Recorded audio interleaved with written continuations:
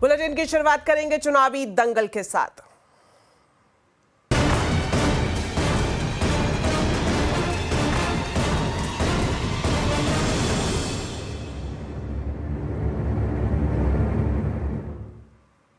हरियाणा विधानसभा चुनाव में घमासान तेज हो गया है। राजनीतिक पार्टियों ने चुनावी वादों की झड़ी लगा दी है। कांग्रेस के बाद आज बीजेपी ने अपना घोषणा पत्र जारी किया है। बीजेपी अध्यक्ष जेपी नड्डा ने रोहतक में हरियाणा चुनाव के लिए संकल्प पत्र जारी किया। बीजेपी ने हरियाणा के लिए 20 बड़े वादे किए हैं। तो कौन से हैं ये 20 बड़े वादे, जानने के लिए सीधा जुड़ते हैं हमारे संवाददाता असीम मनचंदा से। तो असीम, बताएं बीजेपी के संकल्प पत्र में कौन से बड़े वादे किए गए हैं? कल कांग्रेस ने हरियाणा के लिए अपना घोषणा पत्र जारी किया था। इसमें 7 गारंटियां हरियाणा के लोगों के लिए रखी गई थी। आज बीजेपी ने हरियाणा के लिए अपना संकल्प पत्र जारी कर दिया। इसमें 20 संकल्प लिए गए हैं। सबसे पहले तो बीजेपी ने ये कहा है कि हम लाडो बहन योजना के तहत हर महिला को 2000 रुपए देंगे। दूसरा, उन्होंने ये कहा है कि जो गैस का सिलेंडर है वो 500 रुपए के अंदर मिलेगा। तीसरी सबसे बड़ी बात, जो अग्निवीर योजना के लेकर के आई थी सरकार, तो हरियाणा सरकार हर अग्निवीर को सरकारी नौकरी देगी। और चौथी सबसे बड़ी बात, जो 24 फसलें हैं उसको एमएसपी पर खरीदने की गारंटी बीजेपी ने यहां पर दी है। इसके साथ साथ 2 लाख युवाओं को बिना पर्ची बिना खर्ची के नौकरी देने का वायदा भी बीजेपी सरकार हरियाणा की जनता से कर रही है। हर जिले के अंदर खेलों की नर्सरी बनाने का वायदा बीजेपी ने अपने घोषणा पत्र के अंदर किया है। हरियाणा के चुनाव 5 अक्टूबर को होने हैं, तो देखना होगा हरियाणा की जनता किसके ऊपर अपनी मोहर लगाती है। शुक्रिया असीम इस पूरी जानकारी के लिए। तो रोहतक में संकल्प पत्र जारी करते हुए बीजेपी अध्यक्ष जेपी नड्डा ने कांग्रेस पर निशाना साधा। उन्होंने कहा कि कांग्रेस ने घोषणा पत्र को सिर्फ औपचारिकता बनाकर रख दिया है। हम मैनिफेस्टो को कैसे देखते हैं? साधारणतः कांग्रेस ने जो रिवायत चलाई, उसने मैनिफेस्टो या संकल्प पत्र को लोगों की नजरों में एक डाइल्यूटेड डॉक्यूमेंट बना दिया। उस डॉक्यूमेंट का रेलेवेंस कांग्रेस ने और कांग्रेस की संस्कृति ने लंबे समय में उसकी इस रेलेवेंस को समाप्त कर दिया। उनके लिए यह डॉक्यूमेंट महज एक औपचारिकता है। तो हरियाणा चुनाव में किसके वादे में है दम, किसका पलड़ा है भारी? आज आवाज अड्डा में इसी पर होगी बड़ी चर्चा शाम 7:57 पर। प्रधानमंत्री नरेंद्र मोदी ने श्रीनगर के शेर कश्मीर स्टेडियम में बड़ी रैली की। इस रैली में प्रधानमंत्री मोदी ने एक तरफ पहले चरण में हुई बम्पर वोटिंग का जिक्र किया, वहीं दूसरी तरफ परिवारवाद पर जमकर प्रहार किया। प्रधानमंत्री ने कांग्रेस, नेशनल कॉन्फ्रेंस और पीडीपी का नाम लिए बिना कहा कि कश्मीर को 3 खानदानों ने लूटा है। उन्होंने ये भी कहा कि 3 खानदानों ने कश्मीर की जमहूरियत और कश्मीरियत को खत्म किया। प्रधानमंत्री ने 3 खानदानों पर सालों तक नफरत का सामान बेचने का भी आरोप लगाया। कुछ दिन पहले जब मैं जम्मू कश्मीर आया था तो कहा था कि जम्मू कश्मीर की बर्बादी के लिए 3 खानदान जिम्मेदार है। और तब से दिल्ली से लेकर जम्मू कश्मीर तक ये लोग बौखलाए हुए हैं। इन 3 खानदानों को लगता है कि इन पर कोई कैसे सवाल उठा सकता है। इन 3 खानदानों को लगता है जैसे तैसे कुर्सी पर कब्जा जमाना और फिर आप सबको लूटना, ये इनका पैदाइशी हक है। उत्तर प्रदेश के मुख्यमंत्री योगी आदित्यनाथ ने अखिलेश यादव और उनकी पार्टी पर जमकर निशाना साधा। उन्होंने कहा कि समाजवादी पार्टी के लोगों पर गरीबों की जमीन कब्जाने का आरोप लगाया। साथ ही ये भी कहा कि अखिलेश सरकार में माफिया का राज था।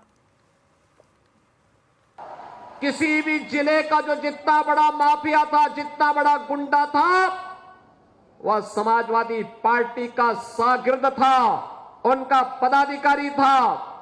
वहां पर संगठित अपराध में लिप्त माफिया भी थे, भू माफिया भी थे, पशु माफिया भी थे, वन माफिया भी थे, खनन माफिया भी थे। एक एक कोई भी माफिया किसी भी क्षेत्र का होगा, वह समाजवादी पार्टी से प्रदेश के अंदर जुड़ा हुआ था। और परिणाम क्या था? ये माफिया की पैरेलल सरकार चलती थी। बबुआ अपने घर के बाहर नहीं निकलता था, बबुआ 12 बजे सो के उड़ता था और प्रदेश की जनता पिसती थी। योगी के माफिया वाले बयान पर अखिलेश यादव ने पलटवार किया है। उन्होंने कहा कि मेरी भी तस्वीर देख लो, उनकी भी तस्वीर देख लो, माफिया कौन लगेगा ये बता दो। आप देखिए, मेरी भी तस्वीर देख लो आप और उनकी भी तस्वीर देख लो, माफिया कौन लगेगा ये बता दो।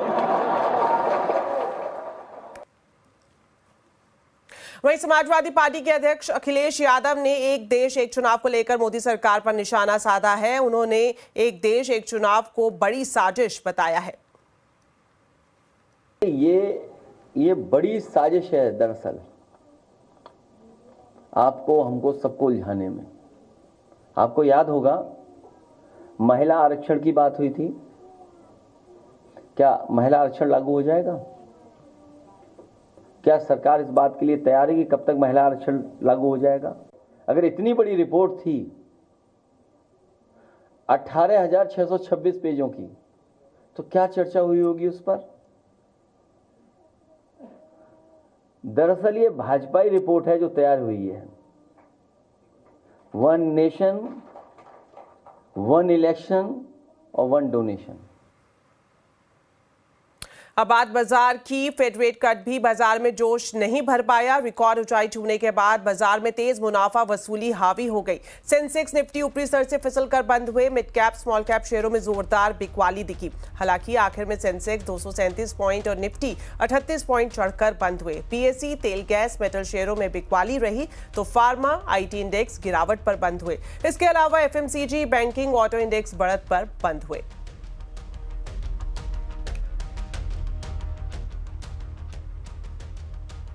एनटीपीसी पर आज बाजार का फोकस है। कंपनी की सब्सिडियरी एनटीपीसी ग्रीन एनर्जी ने आईपीओ की अर्जी सेबी में दे दी है। 10,000 करोड़ का हो सकता है ये आईपीओ। इस इशू की ज्यादा डिटेल्स दे रहे हैं यतिन मोता। देश की सबसे बड़ी रिन्यूएबल कंपनी एनटीपीसी ग्रीन का आ रहा आईपीओ 10,000 करोड़ रुपए जुटाने की योजना के साथ एनटीपीसी ग्रीन ने अपने आरएचपी पेपर्स एक्सचेंजेस पे फाइल कर दिए हैं। इंटरेस्टिंग बात यह है कि इसमें से एक पूरा फ्रेश इशू जो है वो बाजार में लाया जाएगा और शेयर होल्डर्स जो एनटीपीसी के उनके लिए भी एक कोटे का प्रावधान है। जहां तक कि आईपीओ यूटिलाइजेशन का सवाल है, लगभग 7,500 करोड़ 10,000 करोड़ में से कर्ज चुकाने में जाएंगे, बैलेंस शीट मजबूत करने में जाएंगे और बैलेंस है जो प्रोजेक्ट एग्जीक्यूशन में यूज करेगी कंपनी।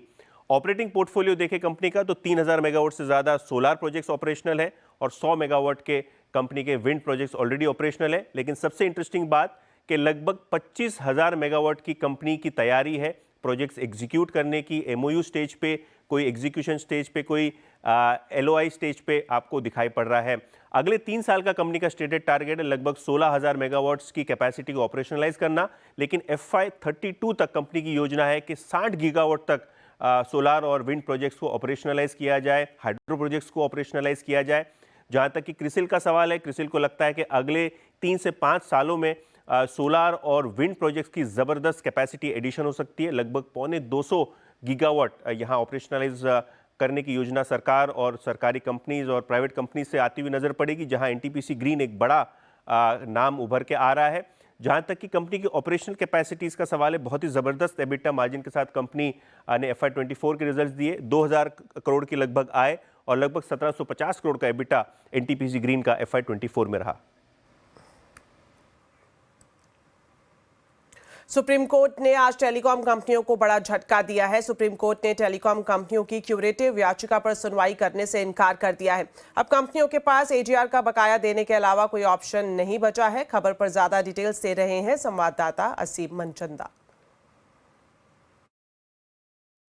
साल 2020 में सुप्रीम कोर्ट ने एजीआर पर अपना आदेश दिया था। उसके बाद कोर्ट ने टेलीकॉम कंपनियों की रिव्यू याचिका को भी खारिज कर दिया था। पिछले साल टेलीकॉम कंपनियों ने सुप्रीम कोर्ट में क्यूरेटिव याचिका दायर की थी। टेलीकॉम कंपनियों की दलील थी कि जो एजीआर है उसके अंदर कई सारे अर्थमेटिक एरर है, कैलकुलेशंस के अंदर एरर है, तो सुप्रीम कोर्ट को इस पूरे मामले को ओपन कोर्ट के अंदर सुनना चाहिए। 30 अगस्त को सुप्रीम कोर्ट ने इस मामले को लिस्ट किया था। इस मामले की इन चैम्बर पर सुनवाई हुई। सुप्रीम कोर्ट ने टेलीकॉम कंपनियों की क्यूरेटिव याचिका को खारिज कर दिया। सुप्रीम कोर्ट ने कहा कि हमें इसमें कोई भी ऐसी खामी नजर नहीं आती है जिससे हमें यह लगे कि इस मामले को ओपन कोर्ट के अंदर सुने जाना जरूरी है। तो इसका मतलब यह है कि अब टेलीकॉम कंपनियों को एजीआर की बकाया रकम पूरी चुकानी पड़ेगी। टेलीकॉम कंपनी उम्मीद कर रही थी कि अगर सुप्रीम कोर्ट सुनवाई करने के लिए तैयार हो जाता है तो उनको 50 से 60% तक एजीआर बकाये पर राहत मिल सकती है, लेकिन अब कंपनियों को रकम पूरी चुकानी होगी। टेलीकॉम कंपनियों के ऊपर करीबन 1 लाख करोड़ रुपए से ज्यादा का बकाया एजीआर है। इसमें सबसे बड़ी लायबिलिटी वोडाफोन आइडिया की है जिसके ऊपर 70,000 करोड़ रुपए का बकाया। दूसरी नंबर आता है भारतीय एयरटेल का जिसके ऊपर 35,000 करोड़ से लेकर के 40,000 करोड़ रुपए बकाया है। तो अभी सरकार ने टेलीकॉम कंपनियों को 4 साल का मोरेटोरियम पीरियड दिया हुआ है। ये मोरेटोरियम पीरियड 2025 के अंदर खत्म हो रहा है। तो उसके बाद टेलीकॉम कंपनियों को बाकी सारी रकम किस्तों के अंदर चुकानी पड़ेगी। तो ये टेलीकॉम कंपनियों के लिए एक बड़ा झटका। अब उनके पास कोई खास विकल्प नहीं बचे हैं। चलिए, वक्त हो गया एक छोटे से ब्रेक का, लेकिन खबरें अभी और भी हैं। आप देखते रहिए आवाज समाचार।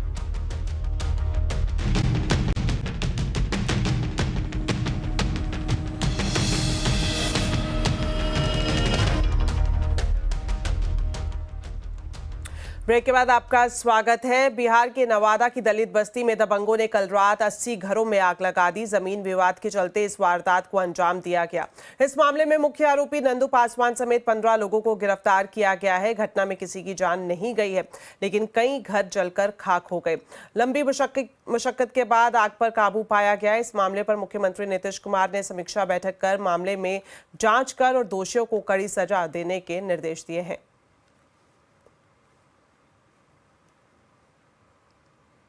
नवादा अग्निकांड को लेकर विपक्षी दलों ने कड़ी प्रतिक्रिया दिया है। कांग्रेस सांसद राहुल गांधी ने दलित बस्ती में आग लगाने के मामले में दुख जताते हुए बिहार सरकार पर हमला बोला है। उन्होंने एक्स पर पोस्ट किया है कि भाजपा और एनडीए के सहयोगी दलों के नेतृत्व में ऐसे अराजक तत्व शरण पाते हैं, भारत के बहुजनों को डराते हैं, दबाते हैं ताकि वो अपने सामाजिक और संवैधानिक अधिकार भी मांग ना पाए। और प्रधानमंत्री का मौन इस बड़े षड्यंत्र पर स्वीकृति की मोहर है। कांग्रेस का कहना है कि पीएम नवादा जाएं। हम चाहते हैं और बड़े भरे मन से प्रधानमंत्री से ये निवेदन कर रहे हैं कि आप नवादा जाइए। आपको दिखेगा आपका नया इंडिया कैसा है, जहां दलितों के लिए जगह नहीं है। अगर दलित का घर है तो वो घर जला दिया जाएगा। आज वो दाने दाने को मोहताज है। ये है आपका नया इंडिया। आरजेडी नेता तेजस्वी यादव ने भी सरकार पर निशाना साधा है। उन्होंने कहा कि दिल्ली से लेकर बिहार तक भाजपा की सरकार है। आरोपियों को जल्द से जल्द पकड़ा जाना चाहिए। जाए ना, मुख्यमंत्री को मेमोरेंडम दिए हैं क्या, मिले हैं क्या, किनकी सरकार है? दिल्ली से लेकर के बिहार तक तो उन्हीं की सरकार है। जिन लोगों ने आग लगाई जाओ पकड़ो, जेल में डालो, क्या दिक्कत है? लेकिन बिना तथ्यों के जानकारी के कुछ भी नहीं बोलना चाहिए। दिल्ली के भारत मंडपम में फूड बिजनेस के एग्जीबिशन वर्ल्ड फूड इंडिया का आयोजन किया जा रहा है। यहां मिलेट से लेकर मॉक मीट तक अनोखे स्टॉल देखने को मिल रहे हैं। मॉक मीट के स्टॉल का जायजा लिया संवाददाता रोहन सिंह ने। वेजले के स्टॉल पे और आप यहाँ सारे प्रोडक्ट आप देख सकते हैं, चाहे वो बिरयानी हो या ये चिकन मॉक चिकन करी हो या फिर ये शावरमा हो, सब कुछ वैसा ही है जैसा कि आप चिकन में देखते हैं। टेक्सचर वैसा ही है। टेस्ट कैसा है, टेस्ट मैं ट्राई करता हूँ। ये चिकन करी का मैं ट्राई करता हूँ जो इन्होंने बना कर दिया है हमें। मुझे देखने में बिल्कुल आप देख सकते हैं चिकन जैसा है, टेस्ट भी बिल्कुल चिकन जैसा है। इसी तरह से बिरयानी इन्होंने बनाई है, बिरयानी भी हम ट्राई करते हैं। आपको सब कुछ यहाँ पे वैसा ही मिलेगा जैसा कि आप एक चिकन का टिक्का खा रहे हो, सब कुछ आप देख सकते हैं बिल्कुल वैसा ही है। किस तरीके से डिजाइन किया गया है कि लोगों की काफी पसंद आए इसे, किस तरह का किन चीज, लेकिन बनता किन चीजों से है ये हम पूछते हैं। सर आपने बिल्कुल देखने में तो सब कुछ वैसा ही लगता है, लेकिन न्यूट्रिशन में कैसा है, ये बनता किन चीजों से है, लोग ये जानना चाहते हैं। देखिए जितना भी ये प्रोडक्ट बना रही है जो वेजले आज की डेट के अंदर, इसका बेस जो है वो सोया है, सोयाबीन है। सबको पता है कि सोयाबीन की न्यूट्रिशन वैल्यू काफी बेटर होती है। प्रोटीन सबसे ज्यादा सोयाबीन के अंदर होता है, वेज के अंदर, प्लांट बेस के अंदर। तो ये जितने भी प्रोडक्ट, तमाम ऐसे प्रोडक्ट हैं जो सोयाबीन से बने हैं। सोयाबीन ऐसे रो खाना बहुत डिफिकल्ट है, उसको प्रोसेस करके ही खाना होता है। तो हमने प्रोसेस करके सारे उसमें काफी 40 तरह के ऐसे व्यंजन बनाए हैं, जायकेदार, और ये प्रोटीन से भरपूर हैं। पुणे में एक 26 साल की चार्टर्ड अकाउंटेंट युवती की मौत का मामला तूल पकड़ता जा रहा है। अब इस मामले में केंद्र सरकार ने एक्शन लिया है। केंद्र सरकार ने कहा है कि वह युवती की मौत की परिस्थितियों की जांच कर रही है। दरअसल युवती एक जानी मानी कंपनी EY इंडिया में चार्टर्ड अकाउंटेंट थी और उनकी मां ने कंपनी के मालिक को एक पत्र लिखकर आरोप लगाया था कि उनकी बेटी से इतना काम लिया गया कि वह तनाव में आ गई और उनके ऊपर लगातार काम का प्रेशर डाला जा रहा था। इस वजह से उनकी बेटी की मौत हो गई। केरल की चार्टर्ड अकाउंटेंट ने मार्च में कंपनी ज्वाइन की थी। पत्र में सोशल मीडिया पर वायरल होने के बाद बवाल मच गया।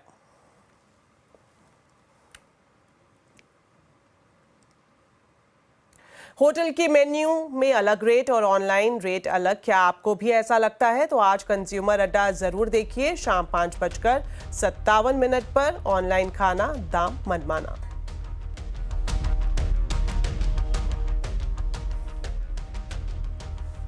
तो चलिए मेरे साथ इस बुलेटिन में इतना ही। आप खबरों पर अपडेट रहे